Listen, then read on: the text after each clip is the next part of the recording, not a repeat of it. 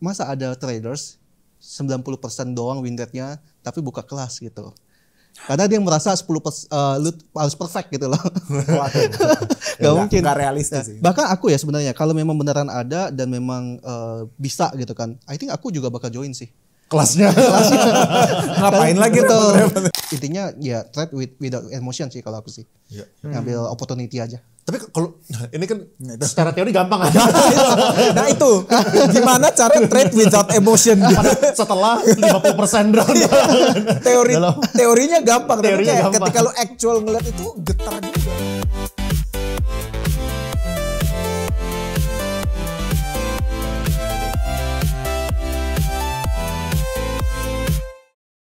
Oke, hari ini gue bikin segmen baru nih. Kita bukan cuma berdua, kita ada bertiga. Ada Bro Andreas Tobing Halo, dan halo. juga Bro Kejo. Halo. Wah, Ya. thanks for having me bro. Iya, siap. Cuman sebenarnya gue sedikit serem juga ini overqualified ini co-host gue nih di sini nih. Aduh.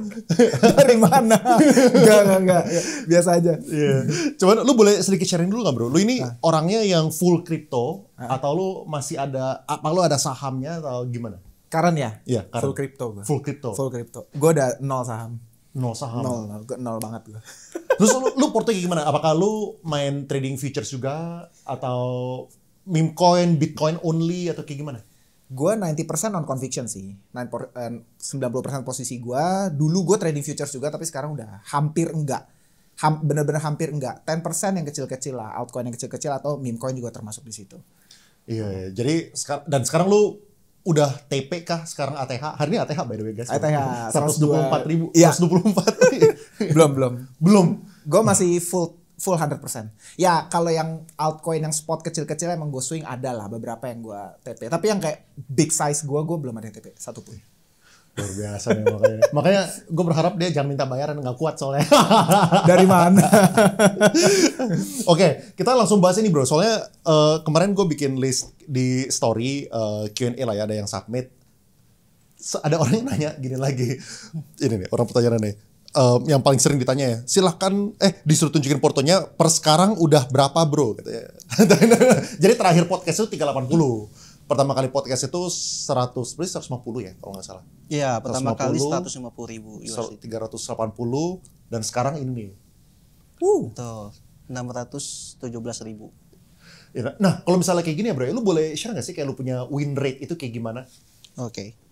So, kita bisa lihat mungkin by analytic.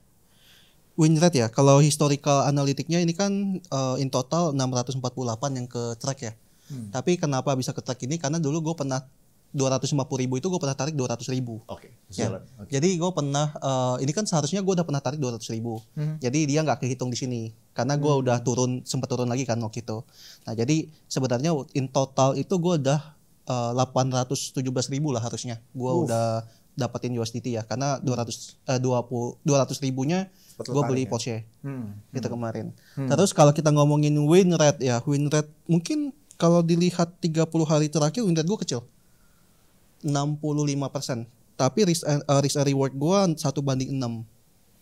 Dan gue masih total profitnya 270.000. Jadi tetap profit. Kenapa? Mungkin kalau kita bisa lihat, gue kemarin sempat ngambil. Jadi ini kalau dilihat dari all ya mungkin ya.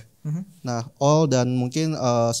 Nah kalau 90 hari terakhir kan gue masih 72. Even kemarin kalau 2 bulan terakhir gue itu malah 80%. Mungkin perbedaannya apa? Kalau dengan 30 hari terakhir itu gara-gara tanggal 30 Juli sama 1 Agustus itu sempat market drop. Aku coba ambil opportunity di sana. Di sana terus aku open beberapa trade, ternyata SL. Nah, tapi tetap aku hitungin risk and rewardnya kan. Karena memang waktu itu plannya mau ngambil bottom dari daily candlestick-nya. Cuman tetap disiplin SL. Akhirnya tapi ada beberapa trade itu akhirnya floatingnya lebih dari 1:2. Makanya ini bisa dapatin 1:6 begitu. Jadi trade-nya walaupun win rate kecil, aku pernah bahas sih dulu ya, walaupun win rate 40% pun kamu bisa tetap profit. Selama risk and reward-nya 1:2. By the way ini 65% tuh gede loh. Iya, betul. Ini kalau real trader akan ngerti sebetulnya 65% win rate itu besar. Agree. Gue rata-rata traders yang full time yang gue ketemuin tuh about 20-30%. Itu aja still make good profit. Betul. 20-30%. 20-30%. Soalnya mereka punya risk reward, mereka mainnya ini. Betul itu. Yes. 65% gue nggak tahu sih. Ini kan kita lihat dari time frame 30 hari ya. Gitu. Lu pernah gak sih tarik? Gue nggak tahu. Lu journaling nggak bro kalau trading? Dulu ya. Sekarang udah. Sejak gua scalping dan almost every day gua trade dan gua udah punya poin gua nggak melakukan hal itu lagi. Karena tujuan gua dulu jurnal itu buat analisa strategi mana yang terbaik buat gua. Terus kalau gua mau benar-benar analisis tentang kenapa ini bagus, kenapa ini jelek, dan gua harus perbaiki. Dan so far karena gua bisa making money sekarang, gua untuk sekarang belum. Tapi kadang ketika ada perubahan market ya, market structure, cara trennya beda, terus kan sejak kayak contohnya dulu makro nggak terlalu pengaruh 2021 yang sebelum itu. Tapi sejak 2021 institusi masuk, makro ini nih main nih makroekonomi. Alhasil cara mainnya beda kan, jadi strateginya juga harus beda. Nah kalau udah kena momen-momen seperti itu yang aku lihat, wah ini cara mainnya udah beda nih, aku harus jurnal lagi untuk mengkoreksi. Kalau misalnya 90 hari berapa jadinya? 72%. 70%. Gila, gede bro. Gede. Ini turun gara-gara itu yang tanggal 30 sama tanggal 1 itu. Lu sekali nih, lu sekali menang average trade lu kalau win berapa bro? Tapi lu pasti beda-beda ya. Kalau misalnya per Bitcoin lu mungkin buka size-nya lebih besar, kalau altcoin jauh lebih kecil gitu-gitu ya. Ya betul, itu betul banget. Kan? Kayak Ethereum sama BTC, gue berani belasan ribu USDT. Belasan ribu USDT. Historicalnya juga ada sih. Gue just curious aja, kayak dari 47 position win rate lu kan 72%. Berarti kan itu kehitung berarti win lu let's say 30 something, lu loss sekitar 17-an something kan gitu. Let's say ya 30-17, tapi PNL lu 500 ribu. I mean kan ada yang loss nih. Kalau kita ngomong 1000 aja lu cuma 13.000 gitu loh. Berarti kan maksud gue 30-17 karena kan lu profit 30.000 kalah 17 gitu. Jadi kayak lu cuma 13.000. Like gue bilang ini kayak crazy man. Crazy. Thank you. Tapi gue pernah dulu ditanyain kok. Kok gue dulu gue masa ada traders 90% doang win rate-nya tapi buka kelas gitu. Karena dia merasa 10% lu harus perfect gitu loh. Gak mungkin. Gak realistis sih. Bahkan aku ya sebenarnya kalau memang beneran ada dan memang bisa gitu kan. I think aku juga bakal join sih. Kelasnya. Ngapain lagi tuh? Karena aku aja masih dapetin sekitar 60-70 kan range-nya gitu. Lebih ke arah selama aku bisa jaga strategi, jaga capitalku ya mungkin tinggal lihat sinyal gimana aja sih gitu. Cuman mostly yang aku lihat 90% dan lain-lain itu rata-rata yang memang nggak pasang SL, pas sudah profit baru dia close. Iya. Gitu. Jadi statistically dia selalu profit ya. Dia tahan terus ya. Tahan sampai diinjek dong. Kalau misalnya kena margin call diinjek beberapa gitu. Makanya beberapa abis itu ngilang. Yang dulu ya, yang aku tahu ya gitu. Iya. Lu boleh coba ini nggak? Lu punya candle? Lu punya whole portfolio gains dari awal sampai akhir. Di depan ini. Nah ini nih. Kita ngomongin 6 bulan. Ke 6 bulan. Ya. Nah, gue tertarik ini bro. Lihat, lu kan kayak ada wick ke bawahnya itu kan. Nah ini nih. 1 bulan kan. Ini berarti bayangan gue nih yang tadi lu bilang ya. Akhir Juli ya. Awal Agustus. Awal Agustus kan. Awal Agustus. Akhir Juli sama awal Agustus. Dari berapa tuh bro? Sorry. Sebelum nge-wick 300, 400, 500. Oke. Nge-wick ke 200 something. Oh dari GoPay bahkan. Ya dari GoPay. Oke. 250. Oke. Mantap. Nah jadi ini kita ini gak mantep kok. Ini parah banget. 50% tuh sakit. Iya sakit itu. Maksudnya mantap tuh. Soalnya gue kepengen kita kalau misalnya studi kasus tuh bukan studi kasus cuana doang, tapi juga kenapa turunnya bisa terjadi gitu. Jadi kita bisa belajar dua sisi lah gitu. Mungkin boleh kita ini kali ya langsung mulai ngebahas aja. Kayak menurut lo ya, kayak penurunannya itu gara-gara apa? Dari 500 ke 200-an. Tapi itu lo realize atau kayak gimana tuh? Setengah-setengah. Jadi waktu itu aku open trade lumayan 5 atau 6 trade ya, termasuk altcoin kan. Nah cuman untuk beberapa karena aku open BTC sama Ethereum juga itu belasan ribu. Nanti aku kasih lihat deh historicalnya. Nah intinya waktu itu kan kalau ditanya kenapa, ya karena di sini memang lagi turun juga kemarin pas tanggal apa? Yang itu ya. Ya dari tanggal 30 Juli sampai 2 Agustus ya. Itu kan gara-gara pas NFP keluar data juga kan. Nah jadi pas itu market nggak cuman BTC crypto kok anyway. Nasdaq, Dow Jones semua turun. DXY juga turun. Nah, yang itu aku bilang, kalau institusi apalagi US masalah lagi ada problem, udah pasti crypto juga kena sekarang. Karena institusi ETF paling gede di mana? US. Terus kita ngomongin soal institusi yang paling besar yang ngambil di mana? US. Artinya ya kalau problem di sana ada masalah, mereka ngerasa mereka mau secure their profit dan aset, ya mereka pasti take profit dong. Nah, turunlah market BTC ini pas waktu itu aku lagi ngambil mencoba mengambil contohnya nih. Aku kemarin kan mencoba ngambil horizontal support dia. Ini belum jebol nih karena kita lumayan lama dari dia tuh hampir 2-3 minggu ini ya sideways itu nggak pernah jebol. So aku coba trading yang disebut dengan strategi sideways market. Ambil di bottom gitu kan. Tapi tetap terukur SLTP-nya. Nah, cuman bablas kan. Nah, di sini aku beberapa cut loss yang alts kecil. Nanti aku kasih lihat. Nah, terus aku coba strategi untuk ngambil support ceritanya. Bablas juga support di sini. Karena ini aku anggap ini adalah potensial kita ngomongin ini kan ada support trendline lah gitu kan. Nah, jadi aku coba ambil lagi tapi kena cut loss lagi. Nah, sejak sini aku coba untuk mengambil Ethereum dan BTC secara akumulasi. Nah, yang Ethereum dan BTC aku tuh pas aku ambil positioningnya pas sejak di sini kan sempat ketarik sampai bawah nih. Nah, itu ke drawdownnya lumayan. Nah, kalau mungkin kita lihat ya by historical ya. Nah, ini yang terakhir lah. Kalau teman-teman tahu kemarin aku juga post, aku ada trading literally kemarin ULD, SAN, Ethereum itu habis close. Cuman kalau kita lihat ini masih TP. Ini yang udah bulan 8 pertengahan ya. Ya. Nah, ini BTC nih. BTC ini kan aku open even aku start akumulasi lah waktu itu. Aku kan nggak langsung jebret kalau main yang biasanya BTC.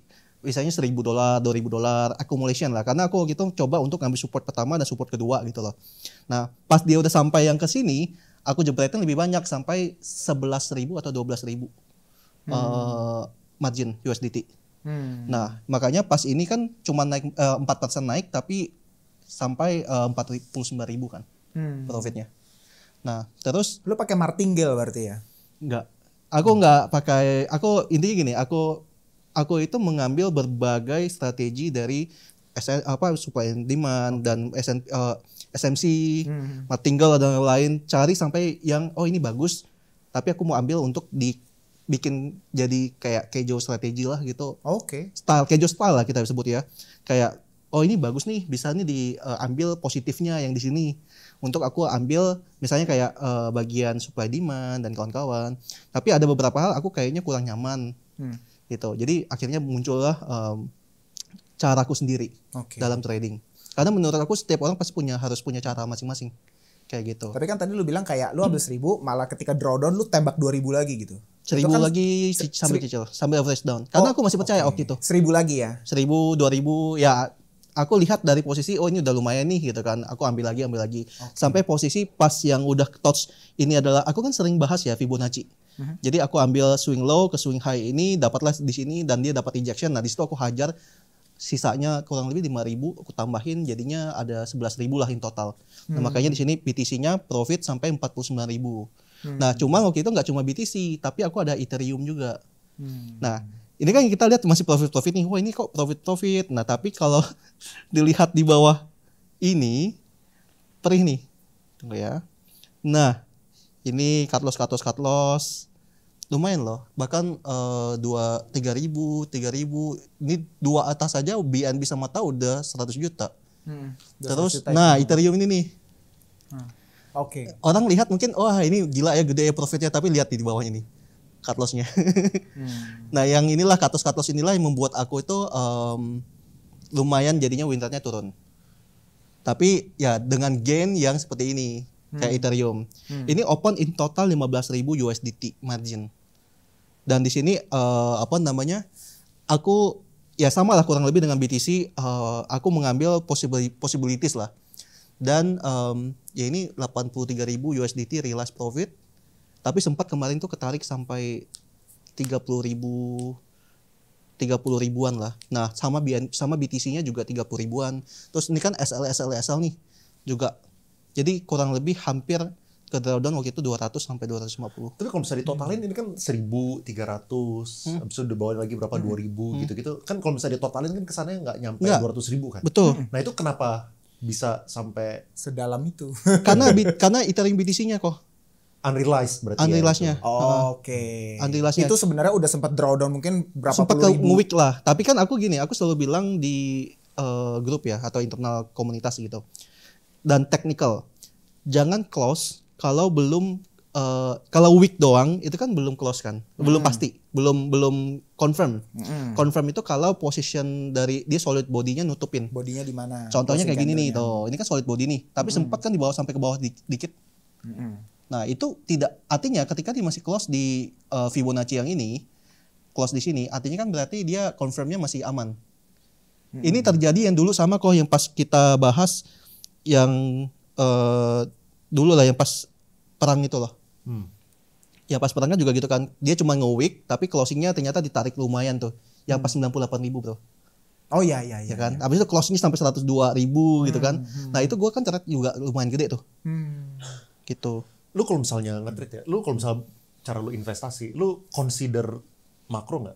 Kayak misalnya kemarin yang non-farm payroll-nya miss, yang Agustus, gitu-gitu jadi pertimbangan nggak sih? Kalau yang NFP kayak gitu enggak sih di Nggak terlalu. Gue benar-benar kayak Karena dia invest kayaknya. Dia invest. Kalau gue trading trading yang lebih besar. Kalau trading ngaruh banget. Kalau trading ngaruh banget. Lu Soalnya scout ngaruh. 1 jam bisa turunnya 3%, 5%. Benar. Tapi boleh jelasin nggak bro? Apa implikasinya kalau misalnya mereka miss dari segi angka US payroll-nya itu? Emang so what gitu? Oke, sebenarnya kalau kita ngomongin kemarin ya, kenapa problemnya tuh kayak lumayan impact. Ini aku juga coba ambil, udah siapin. Jadi kalau kita lihat ya, ini kan ada NFP yang jauh dari forecast kan. Terus private NFP, berarti kan yang swasta punya juga gitu kan. Ini juga miss jauh dari forecast. Artinya kalau kita bisa bilang,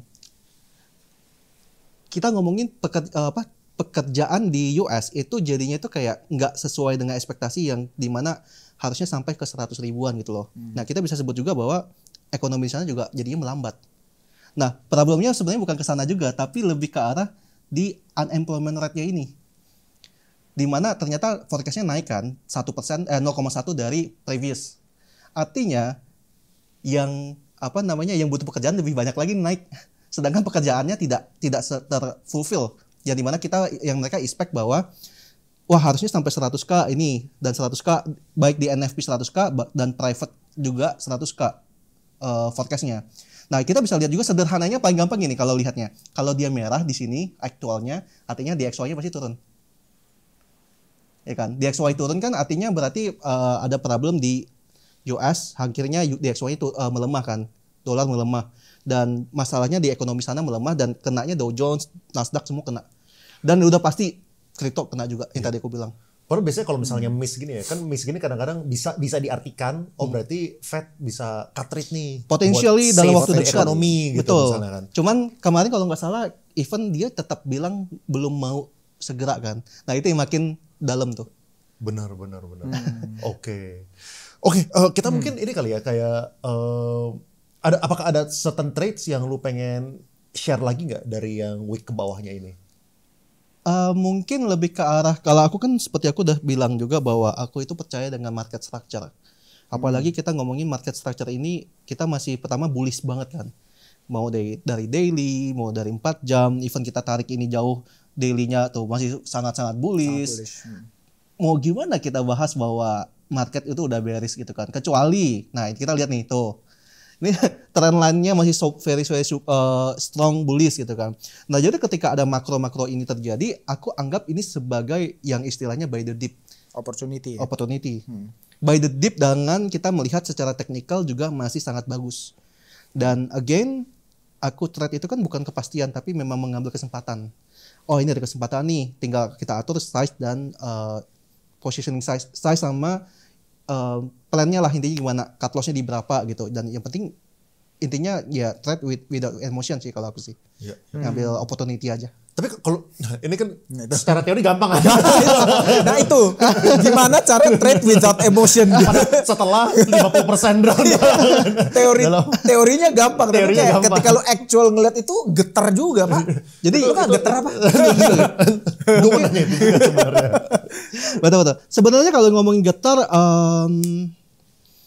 mungkin gini ya. Kalau aku pribadi dari sisi udah menghitung profit aku itu dari sisi trading selama ini kan.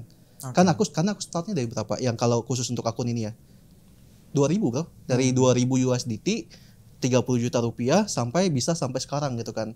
Dan yang pasti aku tahu bahwa selama ini ya kesempatan yang paling besar itu adalah ketika market dip juga. Dan aku coba untuk ya udahlah even 50% ini cut loss juga aku masih fine gitu loh. Karena gini, di otak aku tuh aku nggak mengconvert IDR, tapi aku mengconvert USD. Jadi dalam arti, oh ini cuma 500.000 ke 200.000 rupiah doang. Itu menenangkan diri. Mindset aku menenangkan diri gitu loh, ngerti nggak? Jadi cara aku kayak aku tuh lebih merasa berat ketika aku spending rupiah daripada USD. Ngerti nggak? Mindsetnya beda. Oke. Karena nominalnya beda. Makanya aku nggak pernah mau ini convert dijadiin terlihat jadi IDR. Kalau aku pas floating aku lihat ini IDR, mungkin aku nangis bro. Mungkin aku nangis ini kalau floating IDR gitu loh. Iya. Tapi kalau aku waktu itu karena aku masih stay USD, ya tetap lah pasti bakal sedih lah ya. Tapi di situ aku melihat bahwa ada kesempatan yang bisa aku ambil juga sih. Saat itu ya lu ada keraguan gak sih? Wah ini salah nih, ini ada potensial, ini bisa ya kan break trend line gitu, bisa malah ke bawah gitu. Karena aku belajar dari ini kan sebelumnya juga yang pas 98.000, ingat nggak? Yang pas kemarin tuh. Jadi aku mencoba untuk percaya dengan market structure dari dulu. Dan yang menyelamatkan aku dari dulu tuh market structure. Selama dia nggak breakdown, trennya masih bagus, ya intinya marketnya masih bagus structure, ya aku bakal berani untuk ngambil that opportunity sih. I see. Ini soal pertanyaan orang nih, apakah semua trader harus mengalami masa-masa down dan bagaimana mengatasinya? Gue udah banyak titipan pertanyaan, ini pertanyaan salah satu. Tapi itu memang harus sih, kalau nggak gitu kita nggak, terutama kita tuh kadang orang tuh harus dihumblekan sama market. Kalau nggak dihumblekan sama market, mereka itu justru makin all in yang sangat luar biasa gitu loh, nggak yang diukur. Karena mereka nganggap even kayak nggak perlu dianalisa aja, langsung masuk aja gitu loh. Itu banyak yang problem kan. Jadi menurut aku aku istilahnya dihumblekan market sih. Dihumblekan market itu perlu supaya kita tahu bahwa kita perlu respect sama market, terus juga kita harus mengukur size gitu kan, terus juga kita harus juga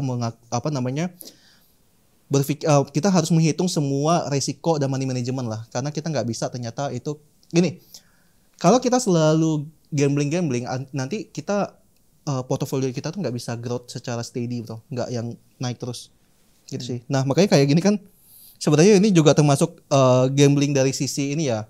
Dari sisi aku anggap gamblingin 200.000 gitu loh dengan kesempatan itu. Emang udah aku hitungin gitu. Makanya aku berani 2 trade open position yang lagi running kok. Itu belasan ribu USDT. Nah gue mau nanya bro, kalau misalnya lu bilang kayak gue completely agree, kita tuh trader tuh harus pernah di-humble sama market. Lu pernah di-humble market paling parah tuh apa? Yang bikin lu tuh jadi baja gitu? Oh kayaknya lu bakal relate kok bro. Gimana? Luna FTX. Kenal lu? Wah, gua tuh ngambil Luna kan dari $12. Oke. Kan naik sampai 100. Iya, 100 Nah, something. terus gua udah happy tuh. Wah, ini Luna perfect gitu kan. Ya istilahnya mungkin sekarang hype-nya ya. Kalau sekarang hype, kalau dulu Luna karena dia selalu punya metode minting and burn dari USD sama itu kan. Nah, dan dulu kan orang mikir itu nggak bakal sampai USD itu nggak bakal sampai di peg lah, nggak sampai jauh juga gitu kan. Ternyata dulu bobol itu, and gue masih percaya sama Do Kwon waktu itu, dan gue coba untuk ambil juga spotnya. Oke. Dan gue nggak expect bahwa ini akan sampai 0, sekian. Parah itu. Parah banget. Dan masalahnya juga diberatkan sama FTX ya waktu itu ya, yang dia problem, alhasil turun semua. Tapi sebenarnya waktu itu nggak cuma Luna sama ini, cuma kan problemnya di 2 itu ya. Sampai Solana gue juga kena bro. Sampai $8 soalnya itu. Solana ATH sampai 250, turun sampai $9 bro. Iya. kita ngomongin hype masih dari 30 ke 9. Ini Luna dari 250. Walaupun aku dulu ngambil dari $20 ya Solana gitu kan. Yang pas awal habis itu naik. Nah, terakhir aku ambil Solana itu di $9. Nah, Solana itu yang penyelamat fotoku selama ini. Yang dari hype sama FTX. Dari situlah fotoku yang pas drawdown-nya luar biasa dan pas kemarin aku buang total bersih Solana di 291 292. Nah, itu penyelamatku fotoku pas zaman FTX Luna. Biggest loss lu ya sejauh ini? Itu luar biasa sih itu. Lu pernah share gak sih lossnya berapa gede? Yang pasti kena miliaran udah pastilah. Oke. Itu udah pasti. Oke. Gitu. Itu perih banget itu. Kayak pencapaian karena waktu itu kan mungkin walaupun waktu itu cuma udah 2 tahun ya, setahun 2 tahun lah, tapi kayak pencapaian selama ini itu harus ngulang dari nol tuh capek kan. Di situ aku muncullah ada tagline-ku. Cintai cuan, jangan cintai koin. Iya. Karena sejak itu juga aku mencoba ya kali 4 tahun sekali kita trading kita bercuan karena halving gitu kan. Karena kan semua orang bilang, "Oh, tenang halving bakal bikin kita balik lagi" gitu kan. Ya kali 4 tahun lagi gitu kan. Gue makan apa besok istilahnya kayak gitu loh. Terus juga nanti apalagi waktu itu kan Covid ya, lagi berat juga cari kerjaan atau bekerja juga susah gitu kan in that time gitu. Jadi salah satu yang gue lakukan itu hajar di trading tuh sih. Dan di situ gue coba memperbaiki bahwa dan waktu itu kan market saat itu lumayan lama ya bro. BTC dari yang 15-16 ribu itu untuk naik sampai 30 ribu kan lumayan tuh, hampir setahun kurang lebih. Nah di situ aku mikir gila sekali naik dibanting lagi turun gitu kan, karena marketnya belum ada katalis kan. Nah alhasil aku mulailah larinya ke futures. Ngambil 1-2%, 3% kali leverage. Dan disitulah akhirnya bisa mendapatkan profit di momen market event bearish, termasuk pas market turun bisa short. Aku kemarin kan BTC juga aku short kali yang terakhir aku podcast sama Koleon. Itu jadi istilahnya ya profit tuh juga nggak pas naik aja, tapi pas turun juga bisa making money gitu sih. Oh yang sebelumnya itu lu masih pure spot only ya? Spot only. Jadi 2021, 2022 terakhir itu belakang aku nggak pernah futures, nggak megang. Karena aku ngerasa wah bahaya nih. Nah sampai aku compile semua gameplayku jadi sebuah gameplay kejo. Disitulah aku baru berani bukan mengajak sih, tapi kayak nih memperkenalkan ke orang-orang futures itu juga sebenarnya bisa save loh kalau kalian tahu gamenya gitu, gameplaynya gitu sih. Oke, kita sekarang ngomongin yang balik ke atasnya nih. Ini setahu gue ya salah satu faktornya itu ada di executive ordernya Trump itu tuh yang memperbolehkan kripto untuk jadi bagian dari 401k gitu kan. Ya, 401k. Itu kan kayaknya langsung rebound. Ini yang kan? pas di salah sini satu nih. faktornya lah. Gitu kan. Pas di sini nih. Nah, tapi kalau misalnya kayak gitu ya, kayak lu kan berarti kan ngambil momentum ke atas juga kan? Betul. Nah, itu boleh sharing studi kasusnya nggak? Kayak gimana caranya lu bisa ngambil momentum naiknya gitu? Gini, yang pasti pertama kita kan nggak tahu news itu bukan muncul. Betul, itu dia. Ya kita bisa ngomong kayak gitu setelah udah naik duluan. Kalau investor sih ya tenang-tenang aja gitu, ya kan hold. Tapi basically yang kita harus tahu ya, kita ngomongin yang 401k itu kan. Kita bahas itu aja sebenarnya itu kan poin di mana bahwa kripto itu diperbolehkan untuk ke dana pensiun juga lah atau program pensiun gitu kan. Jadi of course itu katalis yang cukup bullish. Tapi di luar itu sebenarnya itu tidak cukup bullish sebenarnya sih sebenarnya. Karena dari dulu juga program pensiun juga setahu aku ya di US tuh ada untuk kripto. Aku ingat dulu beberapa tahun 2022 atau 2003 gitu. Cuman yang aku percaya dengan market structure bahwa kalau market structure-nya lagi membentuk bearish, upcoming bearish news pasti bakal muncul. Itu yang aku mengalami dari dulu. Kalau marketnya cukup bisa dikatakan bullish market structure, di mana marketnya lagi bagus juga, tapi ini lagi bagus banget secara opportunity, biasanya akan ada bullish good news gitu. Aku nggak tahu ini dari dulu aku udah coba, karena aku terapkan almost every day. Itu hal yang unik yang selama ini aku temukan di market secara technical. Jadi intinya sentimen itu kadang gini, orang tuh udah tahu duluan di belakang, makanya chart itu bisa memberikan data ke kita. Kan chart itu kan sebuah data. Jadi orang mulai jual, itu berarti ada di belakang biasanya juga bahwa ada news, ada potensial bahwa oh ini ada potensial turun juga nih dari sebuah chart doang.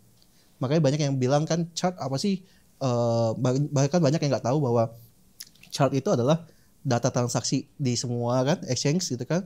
Di situ kita bisa tahu oh kalau lagi mulai ngelandai berarti ada yang ngejual dan berarti ada potential something. Ya. Gitu. Terus kok kalau misalnya sekarang posisi lu apa? Apakah ada yang lagi open position? Gue lagi kosong kok. Dan kalau kita lihat dari total event gue USDT full kalau di akun ini. Gitu. Kenapa emangnya? Karena gue mau podcast di sini. supaya tenang ya.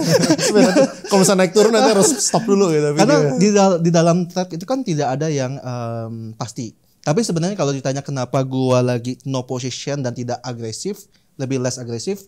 Pertama kita ngomongin market ini udah lagi di pucuk-pucuknya. Ya kita ngomong lah satu Bitcoin aja ke tadi pagi 124 ya. Topnya di mana lagi bro? Kan kita udah kosong kan di atasnya kan. Artinya kita kan udah nggak tahu di mana pucuknya. Tinggal kita ngomongin koreksi sampai berapa nanti dan itu pucuknya gitu kan. Nah hal yang aku pelajari dari dulu kan, ketika market sudah di pucuk itu artinya kita harus makin less agresif. Artinya kita nggak bisa pakai sepenuh foto lagi, foto yang full lagi kalau aku pribadi sebagai traders. Dan market itu bagi aku ya, ketika market lagi naik itu adalah saat dimana sebagai traders ya, again garis bawahi. Nanti yang investor pada ini komen nanti. Sebagai traders, market naik itu sebagai exit liquidity kita. Ya dong, kan kita traders kan berdagang, trade kan. Berarti kita beli di bawah, jual di atas, bukan sebaliknya. Gitu. Jadi poinnya seperti itu kalau aku pribadi. Nah, cuman kalau ditanya lagi di lain hal di luar dari masalah soal sekarang, ya karena ibuku lagi masuk UGD dan lagi dirawat inap. Nah, alhasil udah 4 hari, ini hari keempat, 4-5 gitu. Jadi, tapi sebenarnya udah seminggu. Awalnya dirawat jalan gitu kan. Nah, gara-gara itu, of course, aku selalu jelasin kan bahwa ketika kondisi kita tidak bisa sedang di depan komputer atau di depan tempat kerja, meja kerja kita, artinya kan berarti kita tidak bisa monitoring secara sepenuhnya. Dan apalagi kadang kayak mama kalau istilahnya kayak makan aku harus suapin gitu kan, dan lain-lainnya gitu. Artinya aku tidak akan selalu bisa standby dan lain-lain, dan itu membuat aku untuk mencoba tidak trade dulu, de-risking dulu lah ya. Ya, karena kan istilahnya juga nanti tiba-tiba turun atau tiba-tiba baru open ada masalah apa kan malah aku nggak prepare kan. Jadi akhirnya nggak keurus foto kan. Dan istilahnya kayak gini, kita ngomongin kerja itu kan kalau kita ngomongin profesional lah. Kalau lagi ada masalah nggak enak kan kerja. Nah, apalagi ternyata di rumah ada orang yang kita sayang sakit gitu kan. Pasti makin nggak perform lah intinya. Ya samalah dengan trading, kalau nggak bisa jaga ya gimana kita mau trading itu sih. Oh, makanya lu prefer untuk di-risk dulu saat ini gitu. Sampai udah pulih lagi. Tapi kalau spot gimana bro? Kalau untuk kan yang futures nih. Untuk akun ini aku nggak main. Aku cuman spot kemarin cuman Solana doang. Tapi masih ada holding. Aku pegang in total dari foto yang pertama ya, aku tuh udah buang sekitar 70% Solana aku. Sisanya aku mungkin menunggu kayak yang pasti 30% ini bukan 30% foto ya. Tapi 30% alokasiku. Nah, alokasi untuk Solana ini. Solana masih ada 30% karena aku kayaknya melihat Solana tuh belum outperform BTC Ethereum kan udah. Jadi aku expecting ini Solana akan main, dan terutama meme-nya. Jadi at least aku udah kan ngambil Solana kemarin di bawah. Jadi at least ada amunisi yang dimana bisa aku spend untuk riding the wave lah nanti kalau ada market, ya mungkin bisa jadi beberapa koin-koin meme yang lumayan terbang di Solana ya. Kayak gitu. Solana udah bro, udah perform bro. dari $9 ke 200 bro. Ya, udah ke Ethereum bro. Dari 2000 baru ke 4000. Bahkan belum even break previous all time high. Betul. Belum berapa sih previous ATH-nya? 4.800-an. Oh, udah deket lah. Udah dekat. Tapi kan belum break rally. Belum masuk price discovery. Kalau Bitcoin kan udah lagi price discovery kan sekarang kan. Iya. Kalau misalnya lu pegangnya apa sih?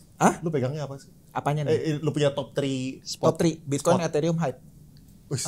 Sesuai urutan tuh. Kalau dengan capital, ya. Kalau dengan capital yang enggak. Kalau with my own capital, Bitcoin, Hype, Ethereum. Tapi kalau current position dengan Hype-nya segala naik. Hype nomor 1. hype-nya udah nomor 1 Oh, sekarang. iya. Kalau dengan unrealized profitnya ya. Iya. Iya. Jadi ya hype nomor 1 jadi sekarang. Apalagi sekarang tadi pagi berapa 47 atau 48 gitu. 47, Gila itu. Gue dari airdrop kan, gue masih hold. Wah. Tapi menariknya lu tuh Hah? gak jual kan kemarin dari bawah naik ke 30-an balik ke 9 Iya. terus sekarang ke 40-an. Lu bisa gak jual waktu ke gini, kalau misalnya jual di 9 gua rasa orang-orang yang ngerti apa yang dia beli mereka gak bakal jual. Ya. Tapi biasanya dari yang gua ketemu begitu balik lagi ke 30 mereka udah mulai trimming gitu. Trimming, iya Udah mulai trimming. benar. Dan lu tuh gak trimming gitu. Berarti lu conviction masih panjang. Enggak, dan actually kalau kita ngomong hyperliquid dan kita ngomong as in utility-nya ya, sekarang menurut gue low hanging fruit-nya itu farming di hyper EVM. Ya, setuju. Itu low hanging fruit banget yang kalau lu ngerti ekosistem DEX Betul. Web3, lu akan bergerak ke sana sih. Menurut gue lu nggak akan digen memes atau yang lainnya. Itu buat gue simply lu pure gambling uang lu. Tapi farming hyper EVM itu buat gue low hanging fruit. Gue bener-bener farming kayak 80% hyperliquid gue suruh kerja. Bukan yang kayak gue diemin di spot di core-nya gue. 80% gue suruh kerja. Farming lah ya. Farming di Kinetic, Hyperfy, Felix semua gue suruh kerja gitu. Karena ya gue kan udah ngerasain banget life changing money dari airdrop kan. Jadi kayak ya ini bisa upcoming airdrop yang buat gue akan menarik lagi gitu. Apalagi kita tahu Hyperliquid masih ada season 2 airdropnya gitu. Jadi kayak gue masih farming banget. Siapa tuh lu ngasih lu ide bro supaya ini buat lu diversifikasi lu punya spot lu. Bis kalau jual kayak gini lu taruhnya kemana? Ada pertanyaan sebenarnya gue lupa yang di mana. Ada orang yang nanya gitu, lu kalau misalnya ambil cuan kayak gini taruhnya di mana? Waduh.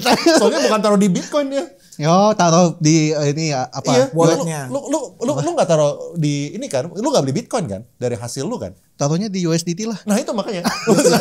USDT-nya juga di checks account aja. For lu now pindahin? yes. Iya. Karena gini, aku dulu pernah pakai hard wallet. Gara-gara Luna, NFTX nggak sempet jual. Oh, nggak sempet jual. Nggak bisa, karena harus proses pindah-pindahin. transfer dulu.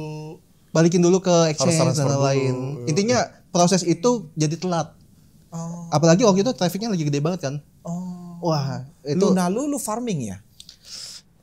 nggak dulu kan nggak cuma Luna, ada yang lain juga. Kan kena juga kan yang lain kan gitu. Jadi pas waktu itu gue pikir kan wah ini semua gue mesti, apalagi USD waktu itu kan gue masukin juga. Gue masukin USD itu gila bro, siapa sih nggak tergiur sama persentase Potential yield. even sampai 30% ya kalau nggak salah. 20% per year. 20 ya. About 20%. 20%-an USD 1 tahun lu bisa dapat stable loh gitu kan.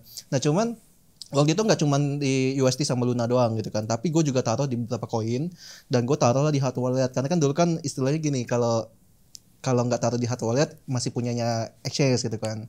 Cuman seiring waktu gue mikir, gue kan taruh terutama di exchange-nya yang gede-gede, khususnya yang Binance lah gue sebut lah, karena itu paling top nomor 1. Kita perlu tahu bahwa exchange yang di bawahnya itu kan terutama nomor 2 lah kita ngomongin, itu butuh kali 10 untuk ngejar trading volumenya nomor 1.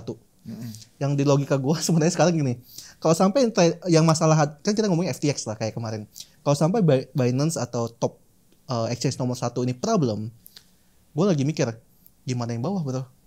Itu too big to fail sih. Hancur semua bro. Gue pikir justru ya kalau gue bilang kalau sampai Binance even ada problem dan lain-lain, gue keluar dari kripto bro. Oh iya pasti. Pasti bro, gak cuman ngomongin ini ya, Binance aja lah, gak usah ngomongin yang lain. Binance ada problem, gue udah entire kripto gue tuh semua aset gue keluarin. Karena kita ngomongin yang bawahnya pasti kena semua. Itu dominonya serem. Dominonya lebih parah gitu. Makanya kalau ditanya paling gede aku taruhnya USD di Binance. Gitu. Itu menurut aku lebih nyaman sih. Aku lebih nyaman gitu. Lu tapi nggak tertarik buat alokasi beberapa invest di Hype atau invest di Bitcoin atau di fiat lah gitu? Aku kayaknya udah. Aku anggap gini, kan orang bilang gue punya nih uang sekian M untuk beberapa tahun. Nah, kalau terus mau invest kemana? Misalnya Bitcoin. Kalau aku tipenya gini bro, sekian tahunnya itu sebagai uang itu nggak digunain. Uang, jadi istilahnya tapi tetap harus tahu exitnya di berapa. Jadi kalau anggapan BTC-nya oke, gue bakal exit BTC di 114 sampai 120. Artinya di situ gue juga bakal keluar semua. Walaupun belum sampai 2 tahun. Kenapa? Karena aku nggak mau sampai nanti terjadi kayak FTX or Luna. Walaupun mungkin bisa aja nanti di bawah terbang terus ya. Tapi balik lagi, value investing gue itu adalah buy the dip dan sell yang paling sampai target lah. Kayak kita ngomongin IPO lah misalnya gitu kan. Atau kita ngomongin, intinya aku tuh cuma berani beli dan hold panjang kalau aku belinya dip. Karena yang aku percaya orang-orang yang making money di spot atau invest itu atau sampai beli sport gitu kan, mobil sport itu mereka rata-rata dari bawah kok yang belinya gitu loh. Let's say kita sebut lah Gabriel Ray, kita ngomongin itu udah dari bawah banget tuh, dari Bitcoin entah berapa lah dulu ya. Terus kita ngomongin Timothy Ronald, dia ngambil dari 16.000, 17.000, artinya deep banget dong. Pas marketnya dari 66.000 loh kita ngomong ya. Terus Kejo bisa beli Porsche kan dari 76.000 BTC pas deep kemarin. Yang Bitcoinnya sempat sampai 109.000. Jadi no dip, no Porsche, no dip, no Ferrari. Menurut aku. Jadi No lu dip, no hold McLaren. USDT dulu sambil tunggu opportunity gitu. Betul, Kalau mending misalnya nunggu. ada turun, baru lu nembak Betul. kesana. Tapi banyak yang nanya juga kok. Berarti tapi kalau DCA boleh nggak? DCA boleh. Cuma problemnya orang kan kebanyakan langsung all in. Yang langsung let's say 5M. Gue punya 5M nih kok untuk 2 tahun. Apa gue masuk langsung sekarang ya? Kalau gue nggak berani. Apalagi kita ngomongin ini duit loh. Dan kita tahu bahwa walaupun ini kayaknya nanti bakal jadi pertanyaan lagi nih. 4 tahun sekali itu pasti biasanya akan ada terjadi koreksi 30 minimal 30%. Even ada yang sampai ke, kalau kita ngomong historical 4 tahun sekali Bitcoin itu turun bisa sampai 70% bro. Termasuk yang dari yang kemarin-kemarin ya gitu. Nah, menurut aku kayak sebagai mata traders sama yang mencintai cuan daripada mencintai koin, aku mikir kenapa nggak nunggu opportunity lagi aja. Kalau mau ngambil yang lebih gede, kalau mau DCA nggak apa-apa, mungkin sebulan sekali atau mungkin seminggu sekali DCA itu boleh. Question dong bro, gue mau nanya. Nggak apa-apa kan? Oh, silakan dong. Like gini, gimana bilangnya? Gue mungkin sepanjang gue kan udah belajar ini dari 2016 kan. Ya. Tapi dulu gue stock market lah. Ya. Along the way sampai sekarang, gue belum pernah menemukan sih satu leverage trader yang benar-benar kayak very successful long run. Oke. Kalau kita ngomong kita comot time frame segini, yes, a good moment gitu. Tapi gue akan questioning itu favor yang lu dapat profitnya itu apakah karena edge lu di market ataukah karena market momentum yang lagi bagus. Itu it's two different things kan. Betul. Karena memang lu punya edge, lu punya skills atau memang it's market momentum yang siapa aja juga cuan di sini. Betul. Tapi along the way segini, gue selalu menemukan kayak almost every leverage traders yang gue tahu nggak make it. Contoh, mungkin satu sampel, lu main Twitter nggak sih bro? Ada yang recently terkenal James Wynn kan, terkenal banget kan. Gila men, itu dari 500 ribu something portfolionya floating profit sampai 89 juta US dollar. Berapa tuh? 1,7 T kira-kira ya. 1,5 1,6 T akhirnya loss liquidate everything 90 juta US dollars lebih. Kalau kita lihat chartnya di Hyperliquid wallet address-nya sedar sampai benar-benar nol gitu. Like how do you make sure gitu bro kalau lu nggak akan repeating itu gitu. Karena leverage traders ini kan lu sebenarnya nggak tahu ya, gue consider bermain dengan emosi banget. Betul. Gitu. Aku paham. Sebenarnya konteksnya gini. Lebih tepatnya gini, kebanyakan yang leverage yang mungkin lo temukan itu adalah leverage yang nge-swing. Jadi banyak juga yang memang dari bawah nge-leverage to swing sampai kayak James Wynn sampai sekian juta dollars gitu kan.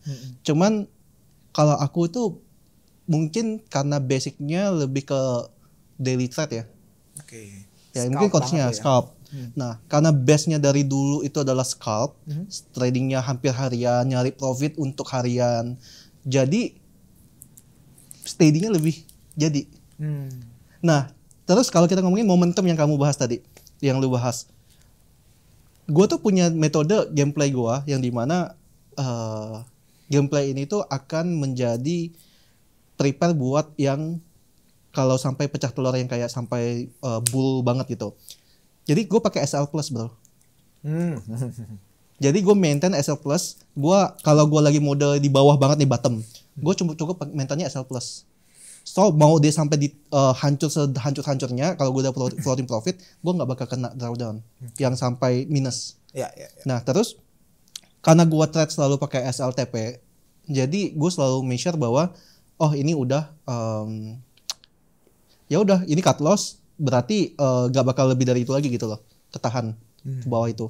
Jadi poin yang gue mau sampaikan mungkin dari sisi yang ngebedain mungkin ya karena gue memang swing sometimes kalau memang lagi dari bottom, yang pas lagi turun ke bawah gue SL plus. Cuman masalahnya bukan karena gue nahan bro, karena marketnya belum nyentuh SL plus gue. Oke. Nah, jadi lu keep it running aja. Betul. Nah sampai dia udah mencapai target gue close manual. Mau gimana pun ternyata kayak contohnya kemarin gue ngambil Ethereum dari 1490. Gue pakai margin 10 juta itu kan. Nah gue take profit tuh karena memang udah dari plan awal pokoknya Ethereum 3200 gue bakal take profit semua. Itu gue dapat 49.000 USDT dari cuman modal $600. Terus itu 11 ribuan persen karena gue pakai kali 100. Nah cuman apakah gue merasa wah coba gue tahan, coba gue nggak nggak pakai S plus, tetap percaya sama itu. Tapi masalahnya gue tetap harus build capital gue bro, karena kalau nggak di realize itu cuman virtual money yang masih floating gitu, dan tidak bakal bikin capital gue itu cukup kuat gitu. Dan gue itu istilahnya ya cuman ya itu floating doang. Nah tapi apakah gue menyesal? Enggak. Kemarin gue trading lagi cuman dari 3,3500 atau 3600 ya. Gue ambil Ethereum, gue buang di 3800 kalau nggak salah. Itu aja gue making money 80.000 USDT. Yang sebelumnya cuman 49.000 gue bisa making money lagi 80 ribuan, berarti kan nggak ada masalah. Kalau gue pribadi tiap hari akan ada opportunity. Jadi nggak perlu sampai merasa kayak lu miss dengan opportunity itu. Menurut lu ya kalau misalnya dari kayak James Wynn gitu ya, kayak apa sih mistake-nya dia? Menurut lu ya? Kalau menurut gue dia ini sih pandangan aku pribadi ya. Iya. Dia tuh orang yang hoki awalnya. Yang seperti kamu bilang, dia leverage kebetulan dan sampai mungkin hokinya di hype, dia masukkan uang ke sana. Cuman entah kenapa aku sedikit ada aneh di pas yang dia long and short kemarin ya. Setiap kali dia long itu pas di pucuk. Ketika dia short itu di bottom. Somehow entah kenapa gue mikir ini orang lagi pintar atau memang bodoh. Kalau dia pintar ada potensial agenda di belakang layar mungkin kalau menurut gue. Kenapa? Karena artinya orang-orang akan makin percaya bahwa kalau dia lagi long berarti harus short. Kalau dia lagi short berarti harus long kayak gitu loh. Ada hidden agenda yang gue pikirin, dan memang mungkin masa sih hidden agenda sampai buang duit segitu. Tapi kan kita nggak tahu duit, kalau kita ngomongin orang yang berduit banget kan uang itu jadi kecil kan. Tapi bagi kita yang mungkin kita ngomongin kalau teri lah kita ngomongin, ya itu bakal duit gede. Cuman jujur gue sampai sekarang masih penasaran kayak ini orang memang lagi ada hidden agenda atau bagaimana sih? Atau memang ternyata kalau memang itu real semua ya, berarti memang dia nggak dari awal memang nggak bisa trade. Cuma hoki aja dari awal. Yang istilahnya jackpot lah. Dia pure gambler sih. Ya. Agak-agak sinting sih. Ya. Tapi jujur gue lihat coba kan kenapa dia melakukan long, kenapa dia lakuin short. Padahal itu adalah long di saat pucuk bro. Di resistance. Itu kan kayak menurut gue, wah ini mah kayak bocah-bocah yang lagi baru belajar main yang even nggak lihat chart gitu loh. Dia benar-benar kayak kepedean bakal breakout terutama atau breakdown FOMO. terus. Iya. Betul. Kenapa di pucuk? Karena dia confident bakal breakout resistance. Tiba-tiba dia short di bottom, dia confident bakal breakdown support gitu kayak. Oke. Nah kalau aku mencoba untuk selalu follow the trend. Karena follow the trend itu menurut aku win rate terbaik aku selama ini. Follow the trend dan jadikan trend itu jadi sebagai teman sih. Gitu, dan itu selalu menjadi yang making money profit yang lumayan sangat besar. Ini ada yang nanya nih bro, minta praktekin cara menganalisa langsung di chart beserta entry XL dan exitnya coin. Pakai ini kali bro, pakai lu punya studi kasus yang lu beli apa gitu kali. Nggak gini aja lah, paling enak itu dari Andre Stoving aja, sebut koin apa mungkin gua ada lihat di mana. Jadi gua coba breakdown analisa gua. Ethereum boleh. Ethereum. Kita ngomongin short term aja lah ya. Boleh. Karena short kita term lu ngomongin berapa? trading. 1 jam. 1 jam biasanya. Jadi biar enak kalau dapat fresh. Senyumnya tambah lebar. Gue belum jual satu pun Ethereum gue. Nah, ini tambah lebar di sini. Ini Ethereum yang pas gua kemarin sempat long juga. Mungkin gua refresh ini. Oke. Jadi gini, kalau kita ngomongin Ethereum kan, Ethereum itu sebenarnya masih sangat bullish. Kita lihat ya di sini ya. Tuh.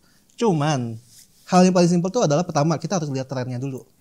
Nah, ini kalau sampai dia jebol trennya, apalagi kalau kita ngomongin di sini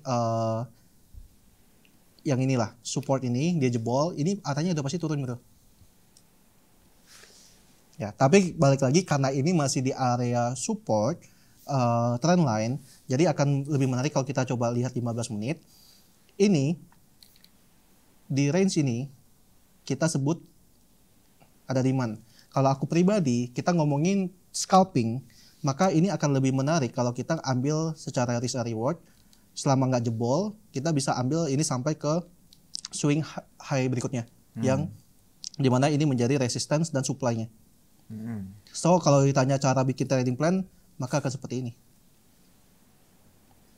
Gitu. Nah cuman ini kan sempat berapa kali ngekor bro di bawah ini samping ini ya.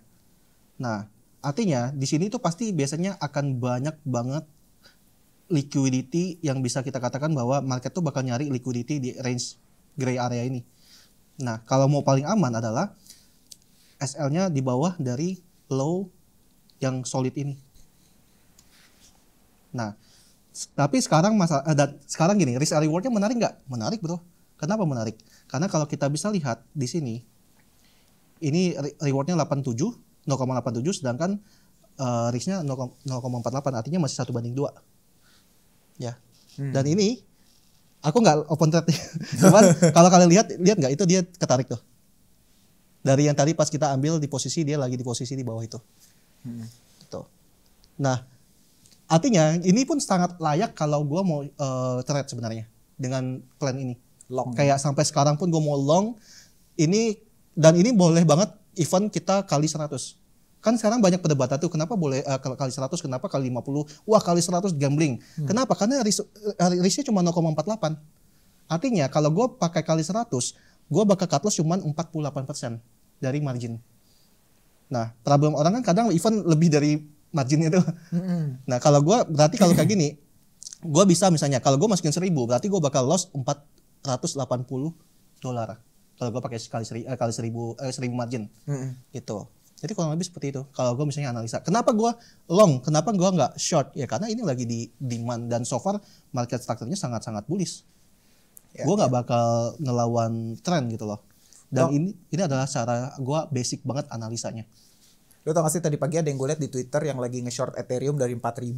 Ada dan bro. Lagi floating loss $10.000 lebih lah. Ada bro. Gue lihat di event di TikTok bro. Oh iya. Juga ada. Yang event sampai dibilang ini kalau pokoknya kalau dia lagi naik nanti kalian average down average up terus. Gila bro, average up terus bro. Gila sih. Itu ngajarnya salah kalau menurut aku itu. Ya lu cut loss lah. Cut loss lah. Kalau gue bilang cut loss itu bagian dari kedewasaan kita sih, bahwa kita tahu bahwa kita tuh udah salah dan kita bakal cari opportunity lain itu sih. Ya. Ada yang nanya lagi nih bro, minimal modal berapa buat trading futures? Nice question. Pacar gua trade kadang tuh cuma pakai $500,000 doang. Tapi dia mainnya cuma $1. Tapi dari $1 itu kadang dia mainnya kali 50 kali 100 kan. Nah, tapi kadang $1 $2, ya udah dia anggap itu uang makan aja. Dan dia trade tuh kurang lebih sama kayak gua. Tapi bedanya dia tuh bakal trade kalau memang momentumnya lagi koreksi aja. Kalau lagi koreksi doang, kalau enggak dia tarik duit semuanya ke rekening dia. Gitu. Supaya dia nggak greedy, nggak FOMO atau apa, gitu sih. Artinya bisa dari modal berapapun. 500.000, 100.000 juga bisa. Tapi kalau aku selalu bilang, it's not about nominals, tapi percentage. Jadi make sure, walaupun kamu pakai 100.000, 500.000, kalau kamu mau main aman, main benar, itu hanya kalau misalnya 100% foto lah, cuma main 5%-nya aja dari wallet. Karena kan kita leverage ya. Kalau kita ngomongin kita open position, satu position itu udah 5% dari total. Kalau dia minus 100%, which mean margin ratio kita tuh naik jadi 10% bro. Tinggal kelipatan sampai 100 kan liquid namanya. Nah problem orang nggak ngerti cara mainnya, langsung hajar 50% margin atau walletnya. Kalau dia minus 100% dari wallet, apalagi kalau kali 100. Kali 100 kan berarti spotnya cuma turun 1%. Nah, itu kan margin call. Dan hal yang paling lucu tuh adalah orang-orang yang kalau nggak ngerti main features atau gameplay, cara main gameplay features, ada trading plan nih. Oke lah, anggaplah dia win rate-nya 100% gitu kan. 90% lah, jangan 100%. 90%. Bro, kadang SL aja belum kena bro, tapi udah liquid duluan. Itu gimana bro? Salah siapa dong? Wah salah trading plan lu, nggak bisa dong. Gitu kan. Jadi penting banget pahami gameplay features, sport, airdrop itu beda, Web3 beda. Terutama apalagi setiap orang punya gameplay lagi yang berbeda cara mainnya. Karena ada kadang beberapa orang tuh SL-nya di SL-nya lebih besar daripada reward-nya bro. Itu yang gue lihat di TikTok kemarin. Gila SL-nya tinggi banget, tapi reward-nya setengah dari dia. Bahkan lebih dikit lagi. Itu kan sangat-sangat serem kalau mengajak seperti itu ya gitu. Itu istilahnya menyelam sambil berdoa. Gue mau tanya satu lagi kalau boleh. Gini, kan sangat penting ya untuk kita bisa tetap waras lah gue bilang ya, menjaga emosi dalam kita trading. Sedangkan nggak tahu ini pengalaman gue sih. Gue mungkin mau share pengalaman gue ketika lu udah being creator gitu ya. Kan lu juga sharing konten publicly, lu sharing your calls publicly gitu. Sangat sulit menurut gue karena untuk tetap menjadi trader yang waras dan menjadi kreator. Karena di satu sisi ketika lu make a call dan lu salah, lu pasti kena ego. Dan ego ini sebenarnya musuh dari disiplin kan. Betul.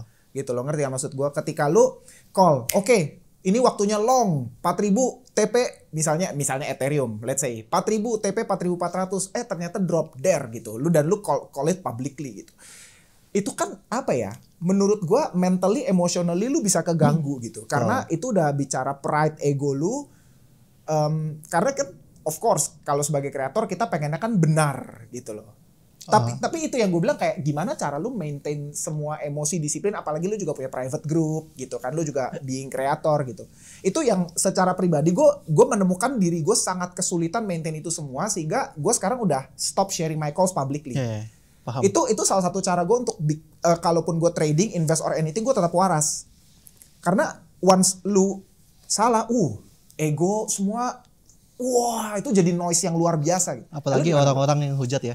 Parah. Dan menurut gua, honestly speaking, banyak sekali yang udah kena mental di area situ. Gua nggak akan sebut nama, tapi tahu. Kita bisa lihat lah. Banyak yang udah kena mental gitu.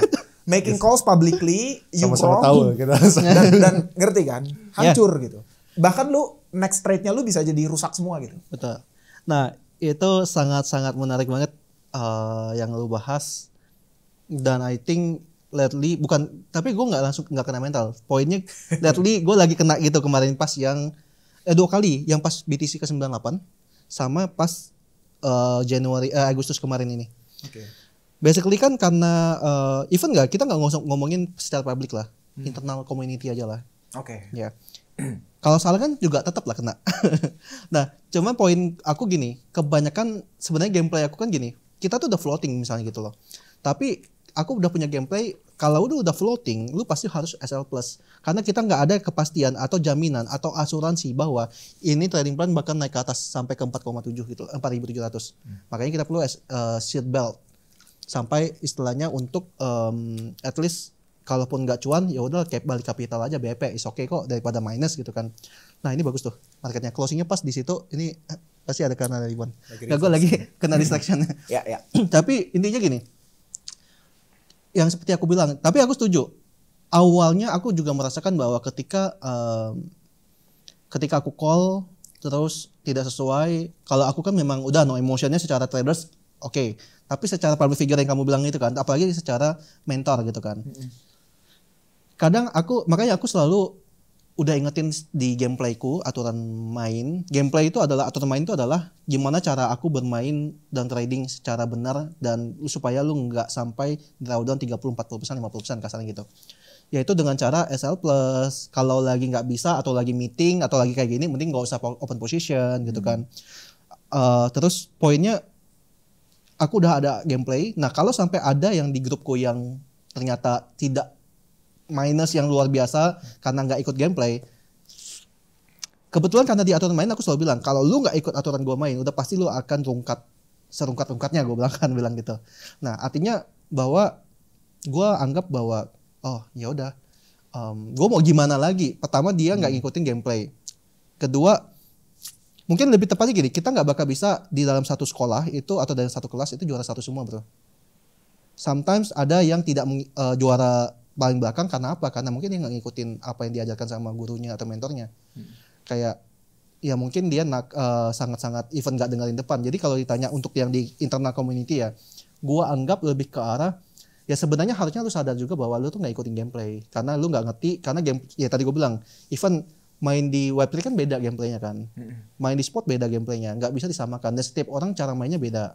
Kayak tadi aku bilang yang lu ngomong features ada yang sampai flash up di short gitu kan, ya itu kan juga gameplaynya beda. Jadi kalau gue pribadi lebih ke arah mencoba untuk ya udah mau gimana, gue juga nggak bisa gimana karena dari anak-anaknya mungkin juga bebal dikasih tahu gitu loh. Jadi dari sisi gue mencoba untuk ya udah memang gue sebagai mentor begini, sebagai mentor kalau kayak gini ya berarti memang bakal, maksudnya pasti akan ada, nggak mungkin nggak yang kena. Nah kalau yang di luar, kalau lu tanya yang di luar, kebanyakan yang mirroring punya gue bro. Oke. Ada yang mirroring loh. Pasti ada. Mirroring ini mereka nggak tahu gameplay gue, mereka cuma tahu signalnya doang. Dan kebanyakan signal gue mereka tuh nggak pakai SL. Ya gue sih kalau yang nggak di luar gue udah bodo amat bro. Oke, enggak. I mean kan itu eksternal lo. Tapi internal lo, how you make sure maintain emosi lu tetap stabil, steady, emotionless, karena ya I mean and in reality lu misalnya gue lagi berantem sama bini aja bisa ngeganggu emosi gue untuk trading gitu. Bisa jadi ketika gue lagi berantem saat ngeliat Porto lagi loss gitu, itu bisa keganggu emosi. Makin marah lagi ya, makin itu real, itu gue being real aja gitu. Lu gimana bro? Kok lu bisa tetap flat disiplin itu? Cara lu gimana gitu? Bullshit lah kalau kita ngomongin flat. Gue juga manusia lah. Makanya kadang untungnya kalau karena lu bawa istri. Untungnya kalau cewek gue itu kalau pas gue lagi, dia tahu analisa gue lagi invalid kita sebutnya. Dia nggak bakal ngajak gue ngobrol. Karena dia juga lost. Dia juga sialan lo gara-gara lo. Tapi kadang dia masuk sendiri. Gitu. Tapi poinnya gini. Abis itu kalau dia udah profit baru dia ngomong, tuh kan kalau aku masuk naik gitu. Dia kayak ice break lah kayak gitu kan. Tapi poinnya mungkin kalau dari orang sekitar gue juga mendukung dari sisi gue, karena mereka udah tahu kalau pekerjaan gue seperti itu. Tapi kalau ngomongin di luar sana, kadang kebetulan gue punya community yang lebih private lagi kan. Kan ada dua, private itu benar-benar orang-orang yang dari lama, even dari 2021-2022 yang di komunitas gue lah. Mereka yang selalu supportive sama gue, support gue juga lah. Dan kayak contohnya kemarin kan gue sempat sampai mute di grup gue gara-gara noise. Karena gini bro, kemarin tuh banyak member baru masuk, and then mereka bahkan kebanyakan tuh cuma nunggu signal, nggak lihat aturan main atau gameplay. Alhasil kan pasti banyak yang minus, rugi lah gitu kan. Dan di situ ramai banget tuh. Dan termasuk kan pasti akan selalu ada yang kompor-komporin lah. Nah awalnya kegaduhan itu membuat analisa gue sedikit terganggu juga sejujurnya. Tapi syukurnya semua orang sekitar gue tuh support gue dari sisi, bro itu kebanyakan orang yang memang gak ikutan aturan main lu gitu, gameplay lu. Karena even beberapa gue gak kenapa-napa kok, karena gue udah SL plus. Gue semua gak ke minus sampai luar biasa gitu kok gitu kan. Nah itu mending lu mute aja semua circle gue, semua orang-orang dekat gue, even termasuk yang orang-orang yang di member yang ngikutin aturan main, mereka bilang mute aja kok gitu kan. Itu dari situ gue mikir yaudah gue mute dulu. Dan gue juga mikir bahwa kayaknya ini bahaya banget kalau sampai tidak di mute, karena orang-orang sekitar yang lebih tidak paham atau punya knowledge tentang kripto atau baru itu pasti bakal kena juga kan. Kayak wah ini semua beres gini-gini, wah ngomong ini. Yaudah akhirnya aku mute waktu itu. Dan aku tetap coba untuk stable dalam analisa.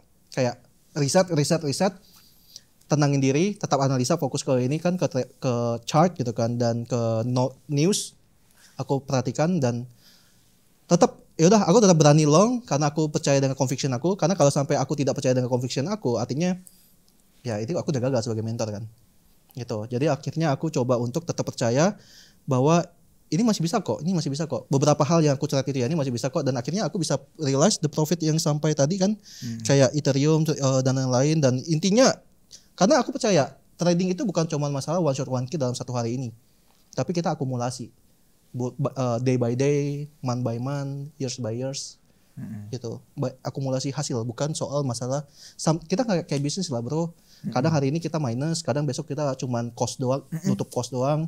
Kadang bulan ini kita nggak profit, kadang bulan depan baru kita profit 2 kali lipat. Kadang kenapa hari ini bisa nge-spike bisnis? Oh rupanya ada event yang datang, orang-orang yang bikin webinar di cafe gitu kan. Terus kayak kadang event satu bulan ini profitnya bisa nutupin sampai 3-4-5 bulan. Kan kita ngomongin ada yang namanya tren, ada yang namanya market yang lagi bagus gitu kan. Gitu. Jadi gua selalu mencoba, karena gue dari dulu kan tradingnya dari 2020 yang fokus banget intense trading. Jadi ya itu kurang lebih. Iya, menarik sih. Itu kalau misalnya ya memang kalau misalnya grup itu gue sih gak punya grup jadi gue nggak tahu ya. Tapi gue kebayang. Gue kebayang kalau misalnya yang baru itu pada nge-fear-fearin gitu bisa bikin yang lain yang percaya juga jadi nggak percaya gitu sih. Bener. Soalnya kalau misalnya lo tarik dari jangka panjang, misalnya kayak sebenarnya kalau misalnya pikir logika kita lihat helikopter view, kalau misalnya ngelihat dari lo punya win-lose ratio-nya misalnya 35% lose, 65% win, artinya apa? Artinya tuh kita udah expect 35% of the time kita tuh kalah gitu. Sebenarnya gitu kan. Ini lihat aja itu tuh. Iya. Tapi lihat by accumulating. Hijau kan? Cuma memang jeleknya pas itu doang. Iya, ini kan daily PNL gua atau dari yang kemarin-kemarin gitu. Iya. Makanya ya ngejaga psikologis itu sih. Susah. Yang emang Susah mesti. Nah makanya gua nggak mau copy trading bro. Pertama secara tapi poinnya gini, kita di luar masa regulasi ya. Tapi kita ngomongin soal yang gua nggak nyaman gini, kan copy trading kan artinya setiap gua trading mereka bakal ikutin otomatis ikutin kan. Sometimes I lost lah, not every day itu my winning trade kan gitu kan. Jadi bisa aja hari ini gua loss. Tapi kan gue sebagai traders, oh ya udah gua reset dulu. Besok trade lagi. Loss lagi. Oke, fine, masih besok lagi. Habis itu akhirnya ketutup. Trade ketutup, hampir recover, habis itu profit. Nah, kadang kalau kita ngomongin copy trade, orang kan pasti lihat hari ini gimana. Wah, ini 2 hari merah nih. Udah gue stop. Habis itu apa? Hujat kejo kan. Nggak mampu, gue nggak mampu hal-hal kayak gitu. Mending ya udah gue trade aja. Dan gue nggak mau istilahnya ini kan karena gue tekan buy, mereka juga buy otomatis gitu kan. Nggak mau, yang penting mereka juga harus tahu juga kenapa pas waktu itu gua kolong, dan mereka juga tekan tombol sendiri lah, dan mereka dengan sadar sih. Gitu. Ada yang nanya nih bro, mohon maaf kalau misalnya sering cuan, kenapa biaya join kelasnya mahal? Udah 10M bro. Gini. Lebih tepatnya mungkin kayak gua ngerasain banget ketika kita ngomongin gini deh. Kalau free aja lah kita ngomongin. Itu terlalu campur aduk di kalangan, mungkin kita semua tahu ya level-level dan kalangan orang-orangnya gitu kan. Baik dari pendidikan, baik dari faktor finance-nya, ekonominya, levelnya gitu kan. Nah, alhasil kalau gue bilang pasti di situ noise-nya lebih ngaco. Even bahkan scam bisa masuk gitu kan. Hoax bisa masuk gitu kan kalau kita ngomongin free. Oke, akhirnya larilah ke paid. Dari yang paid yang paling murah dan paling besar, paling mahal. Kalau gue pribadi mungkin gue makin naikin karena pertama makin banyak orang yang tahu gue makin takut. Nah, takut dalam arti gini, mereka tuh banyak yang mereka lihat klip-klip gue kan, tapi ngambilnya klip yang 30 juta jadi 3M dalam waktu sebulan. Mereka langsung mikir, tanpa melihat video secara full. Wah, gue langsung masuk, gue punya nih 30 juta all in gitu kan, uang gue semuanya gitu. Itu kan gue ngeri ya. Apalagi kayak contohnya gue punya 30 juta tapi utang gue masih banyak, gue mau bayar utang nih gitu kan. Bisa nih gitu kan. Nah itu yang gue takut. Orang-orang yang tidak cukup dalam arti kita kan balik lagi, kita trading, kita invest, pasti itu pakai uang yang di luar dari uang panas kita kan istilahnya gitu lah. Uang panas dalam arti uang yang emergency money kita lah kasarnya gitu ya. Nah, gue takut bahwa ketika mereka melihat dari sisi instan, wah ini terlalu berbahaya untuk orang-orang yang seperti itu. Jadi gue mencoba untuk melevelkan lah standar bahwa orang yang boleh secara nggak langsung ya, orang yang boleh atau mungkin yang bisa join ke grup gue tuh mereka sudah secara literasi finansialnya juga udah cukup bagus. Secara finance mereka juga mungkin intinya cukup baik lah dalam dari sisi keuangan dan tidak ada masalah dalam sisi utang dan lain-lain lah. Dan gue pingin juga bahwa ini bukan cuma aja one shot one kill juga. Mereka harus belajar juga. Jadi uang kayak sekolah aja butuh belajar bayar bro gitu loh. Apalagi sekarang gue ngerasa kayak SD, SMP, SMA juga mahal banget gitu kan. Jadi dari sisi itu dan gue anggap ya udah itu kalau orang yang nggak bisa atau nggak ngerasa itu mahal berarti mereka bukan target gue aja sih gitu sih. Karena baik lagi kalau sampai target gue open sampai yang event free lah kasarnya gitu kan. Makin pusing gue ngajarinnya. Bakal makin pusing gue untuk mentoring gitu kan. Karena level mereka belum sampai ke level tersebut gitu sih. Iya. Ini kalau misalnya kita ngomongin market future ya, market crypto in the future gitu. Menurut lu kayak gimana? Kalau misal lu tuh tipe-tipe kan ada dua kubu nih ya kan. Kalau misalnya ada kubu yang sekarang tuh udah mulai trimming. TP. Ya kan, udah TP. Dia belum. Ada kubu yang belum TP. Dia belum TP. Pas ya dia. Cuman ini gue ngomongin buat bahkan bukan lu lah kalau misalkan masih bakal day trade kan besok. Jadi lu udah TP atau belum? Gue udah mulai trim. Oh ya udah lu di dia. Tapi kan dia mungkin trimnya nggak sebanyak gue full bro. Oh iya. Gue trim masih ada.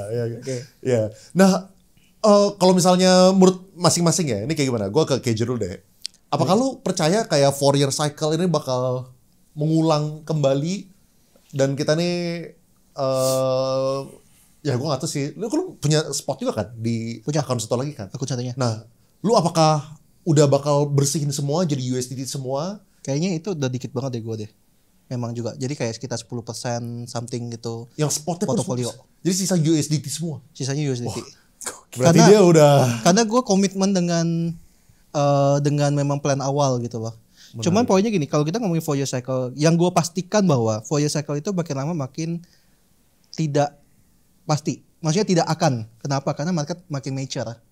Semakin banyak orang yang megang, semakin banyak holders yang megang, maka market makin stable. Gitu. Cuman yang gue yakini adalah pasti setiap market yang naik akan ada yang namanya koreksi. Dan penting gue menunggu hal itu. Karena gue masih punya waktu dan energi untuk bisa trading every day. Mungkin kalau bro Andreas Tobing sudah fokus ke family dan mungkin memang dia mau rasa bersyukurnya dia udah cukup dari spot aja naik walaupun pelan-pelan. Hype-nya nggak pelan sih bro. Yeah. Hype-nya nggak pelan. Tapi kan itu sangat luar, itu kan di luar Nurul kalau di luar Nurul kan. Dia rencananya plan invest ternyata bablas gitu kan. Ternyata kebablas jadi pensi. Pensi. Tapi poinnya adalah rasa bersyukur masing-masing sih dan aku juga merasa kayak sekarang kenapa aku TP semua aku rasa bersyukur aku udah lebih dari cukup itu.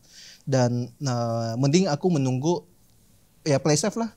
Ya. Karena ya mungkin dari play safe aku ada gameplay aku lah. Maksudnya play safe dalam arti familyku juga dengan cuan yang ada sekarang, aku pingin fokus ke family dulu sekarang gitu sih. Menarik. Jadi lu oke juga dengan missed opportunity walaupun bisa aja nih. Ya kayak tadi 150 ya kan. Bro, gue udah buang kemarin 100% tuh dari kemarin kan. Sedangkan naiknya rally banget kan hari ini. Dan ya udah, kayak gue bilang tadi loh. Gue udah buang Ethereum pas di 3.200 dengan profit 49.000 yang dimana gue ambil dari bottom banget dan persentasenya 11.000%, bro. Kenapa gue nggak hold sampai sekarang? Tapi kalau gue hold sampai sekarang, gue nggak bakal dapat profit yang 80.000 Ethereum tadi. Yang gue anggap adalah every day akan ada selalu opportunity buat aku, karena aku bisa mencarinya. Tidak semua orang bisa mencarinya juga sih, kayak gitu sih. Jadi balik lagi ke arah kalau orang udah kalau bisa mencarinya ya kenapa? Ya udah tunggu aja nextnya. Kalau lu bro, gimana bro? Supaya jadi menarik nih. Jadi teman-teman bisa milih sendiri. Aduh. Mereka mau apa ya kan? Mau milih yang udah TP full, TP sedikit, sama yang belum TP sama sekali.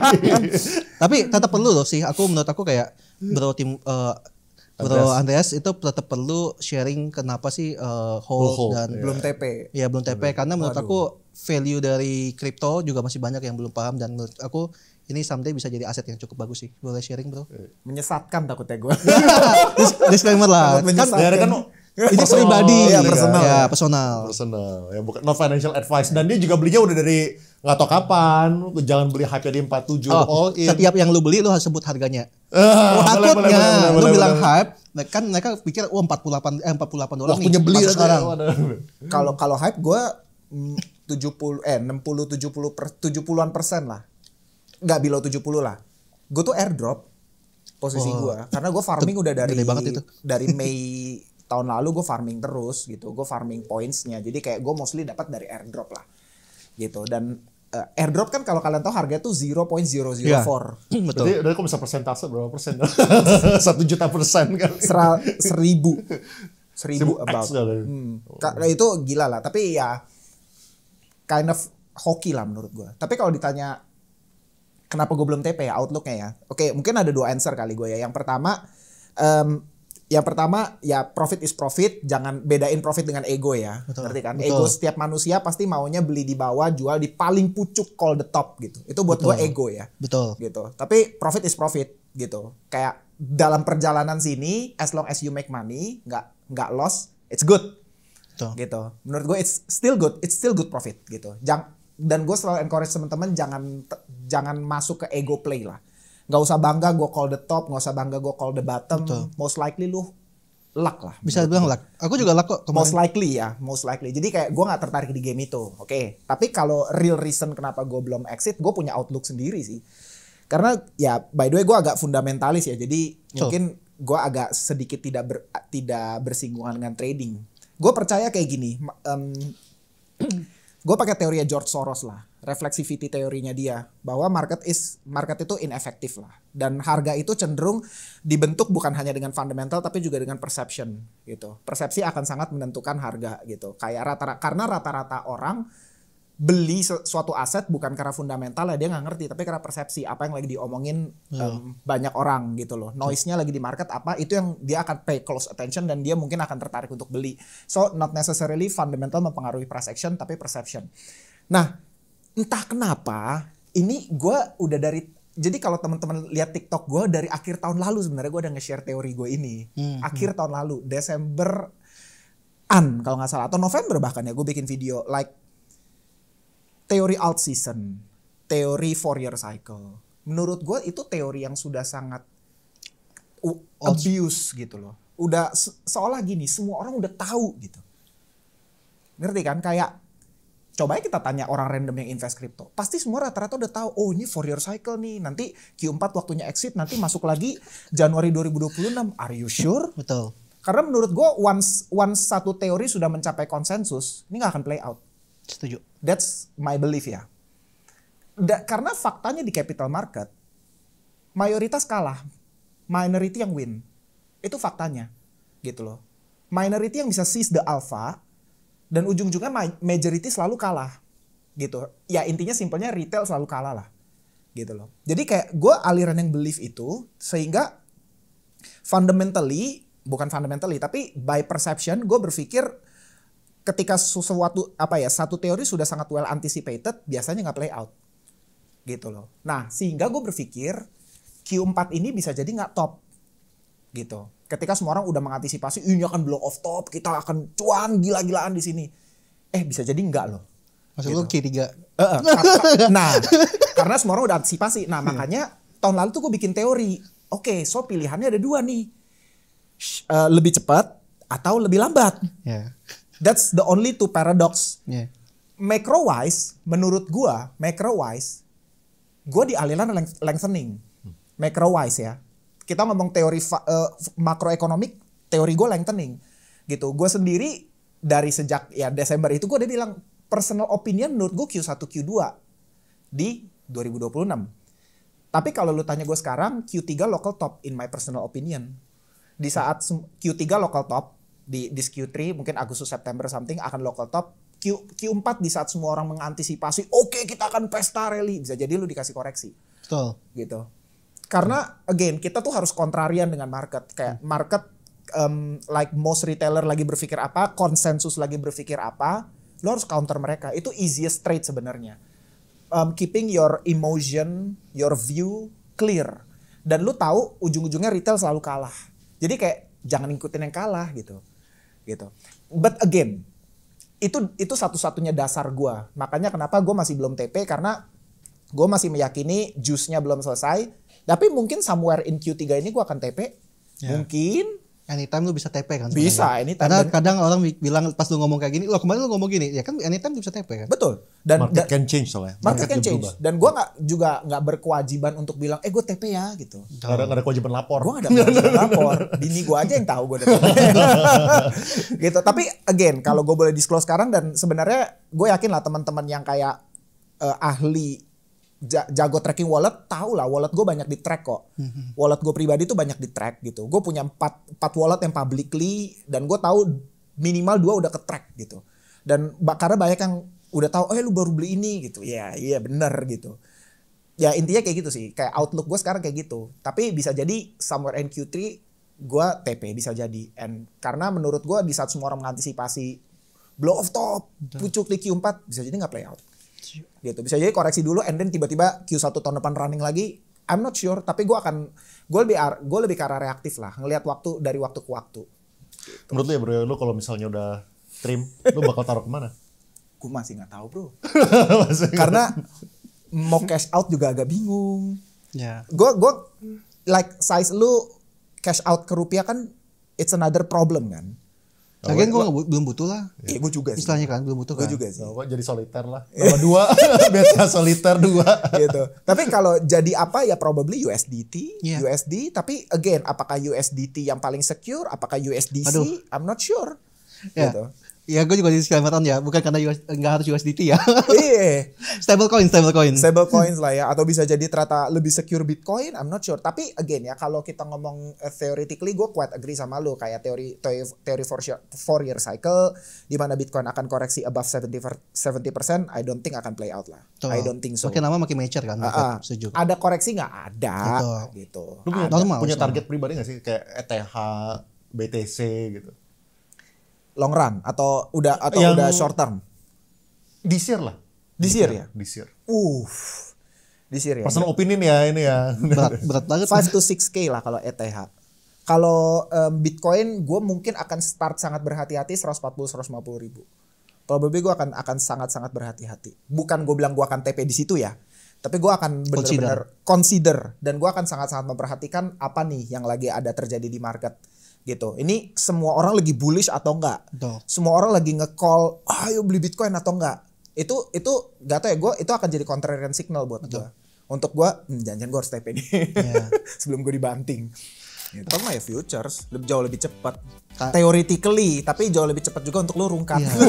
Betul. Itu paralel lah. Betul. Risk reward tuh selalu paralel menurut gue. Ya udah, pasti kita tahu bahwa kalau itu cut loss, ya berarti hari ini kita nggak makan, besok baru bisa. Tapi kita masih ada uang lagi besok.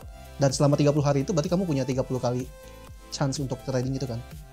Gitu sih. Berarti uang makan kejo 250 ribu. Sekali hilang sempet kayak gitu. Lu makan apa 4 miliar. 250 ribu rupiah. Misalnya gitu. Fokusnya ke rupiahnya. Jangan.